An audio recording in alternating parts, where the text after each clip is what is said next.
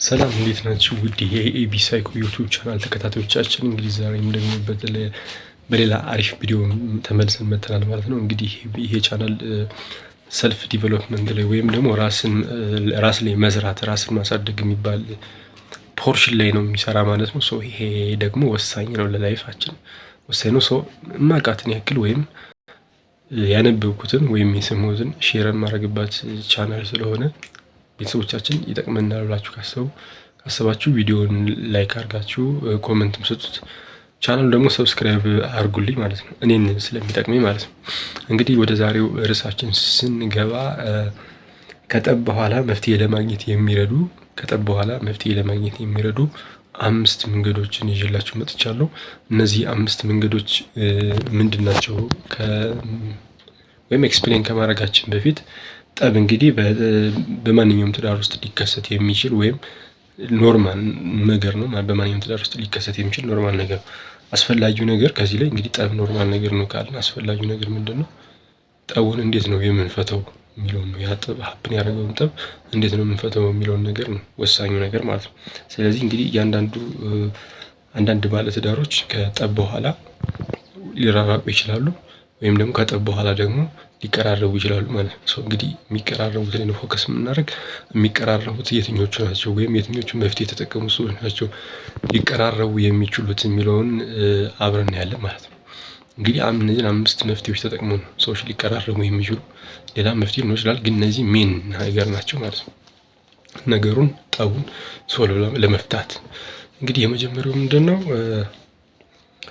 ልዩነታችን የምንፈታበት መንገድ ምንድን ነው? የመጀመሪያው ችግሩን በማቀዝቀዝ ነው። ወይም ችግሩን ከመፍታታችን በፊት ወይም ስለ ችግሩ ከማውራታችን በፊት ችግሩን በማቀዝቀዝ ወይም ንግግራችን በማቀዝቀዝ ነው ማለት ነው። ለምሳሌ አንድ ሰው ጠብ ይፈጠራል፣ ትዳር ውስጥ ጠብ ይፈጠራል፣ ይነጋገራሉ እና ነገሩ በንግግሩ እየሞቀ በሄደ ቁጥር ጠቡ እየጨመረ ወደ ጡዘት እያደገ ነው የሚሄድ። ከዛ ውጭ ግን ጡዘት ላይ ከመድረሱ በፊት በቃ በኋላ እንነጋገራለን፣ በኋላ እናወራለን ብሎ ዘወር ማለት እና ከተወሰነ ከ30 እስከ 1 ሰዓት በኋላ መጥቶ ማውራት ማለት ነው። ይሄ አንደኛው የምንፈታበት መንገድ ወይም ነገሩን የምናቀዘቅዝበት መንገድ። የመጀመሪያው ከጠቡ ቦታ ዘወር ብሎ ቆይቶ እንደገና ያ ነገር ከበረደ በኋላ መጥቶ ማውራት ማለት ነው። ይሄ አንደኛው መንገድ ነው።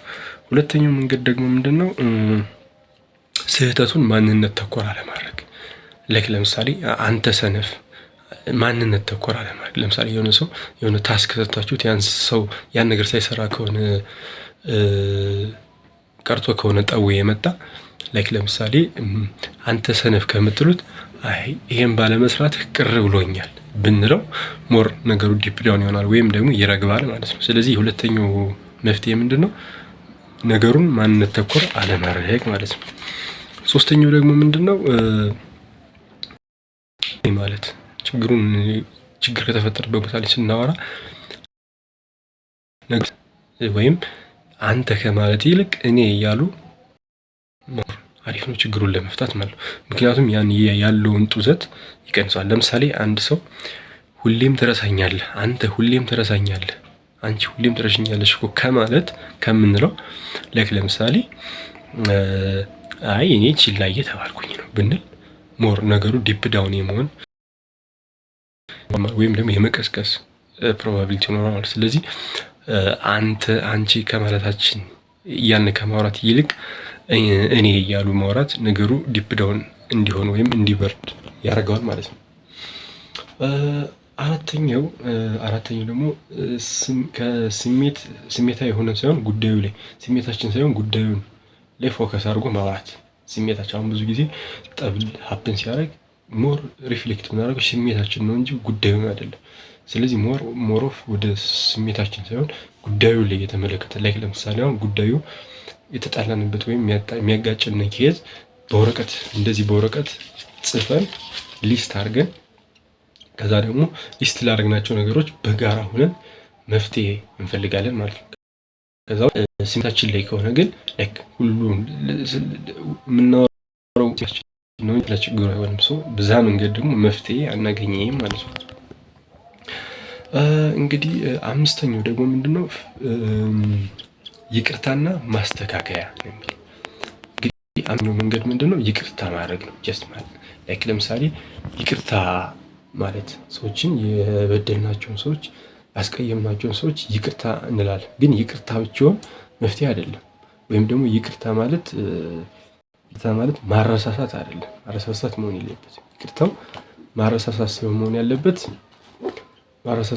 ሳይሆን ያለበት ያን ነገር ለማስተካከል በዛ ኮዝ ያንን ተንተርሶ የመጡ ነገሮችን ለማስተካከል ይቅርታ መጠየቅ ቃል መግባት ነው እንጂ ከይቅርታው በኋላ ደግሞ ያን ነገር ተመልሶ ለመድገም ወይም ደግሞ ያን ነገር ለማረሳሳት አይደለም ይቅርታ መጠየቅ። ስለዚህ ይቅርታ መጠየቅ ያን ነገር ለማስተካከል ማለት ነው። እንግዲህ እነዚህን 5 መፍትሄዎች ተጠቅመን ከጠብ በኋላ መፍትሄ ልናገኝ እንችላለን ካልን እንግዲህ እንደ አጠቃላይ ጠብ ኖርማል ነገር ነው። ወይም ደግሞ በትዳር ውስጥ ጠብ ያጋጥማል። ግን ያጋጠመንን መፍትሄ ከፈለግንለት ትዳራችን አይፈርስም። መፍትሄ ካልፈለግንለት ደግሞ ጠብ ትዳርን ያፈርሳል። ግን ኢኒሻሊ ጠብ ትዳርን አያፈርስም መፍትሄ ከፈለግንለት። መፍትሄ ካልፈለግንለት ግን ተራርቀን የመቅረት እድል አለን። በዛሬው ቪዲዮአችን ከጠብ በኋላ መፍትሄ ስለመፈለግ በሚል ርዕስ ያቀረብኩላችሁ ይሄን ይመስላል። ወዳጆች ቪዲዮን ላይክ፣ ኮመንት አድርጉ። ቻናሉን ሰብስክራይብ አድርጉልኝ።